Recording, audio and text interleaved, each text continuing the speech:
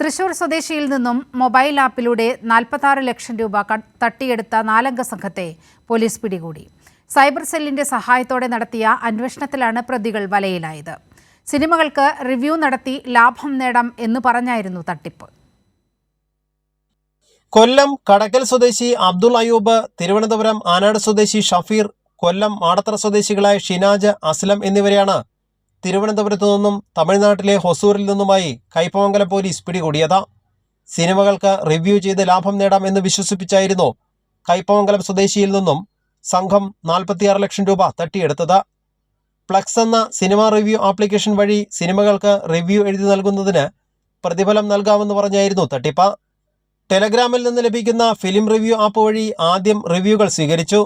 പിന്നീട് ഓരോ ഘട്ടത്തിലും പ്രതിഫലം നൽകാമെന്ന് വാഗ്ദാനം നൽകി തന്ത്രപരമായി കൂടുതൽ പണം നിക്ഷേപിപ്പിക്കുകയും ചെയ്തു. ലാഭമെടുക്കുന്നതിനും മറ്റുമായി കൂടുതൽ പണം ആവശ്യമുണ്ടെന്ന് പറഞ്ഞ് വീണ്ടും പണം കൈക്കലാക്കി. ഷെയർ ട്രേഡിങ്ങിനാണെന്ന് വിശ്വസിപ്പിച്ച് യുവാക്കളുടെയും കോളേജ് വിദ്യാർത്ഥികളുടെയും പേരിൽ ബാങ്ക് അക്കൗണ്ടുകൾ എടുത്ത ശേഷം ATM കാർഡുകളും കൈക്കലാക്കി. വിവിധ സംസ്ഥാനങ്ങളിൽ നിന്നായി പലരുടെ പേരിലെടുത്ത 18ഓളം ATM കാർഡുകളും പിടിയിലായ തട്ടിപ്പുകാരുടെ കയ്യിൽ നിന്നും പോലീസ് കണ്ടെടുത്തു. പിടിക്കപ്പെടുമെന്ന് ഉറപ്പായ പ്രതികൾ രക്ഷപ്പെടാൻ ശ്രമം നടത്തുന്നതിനിടെയാണ് തിരുവനന്തപുരത്തെ റിസോർട്ടിൽ നിന്നും പോലീസ് പിടിയിലായത്. കൈരളി ന്യൂസ്, തൃശൂർ.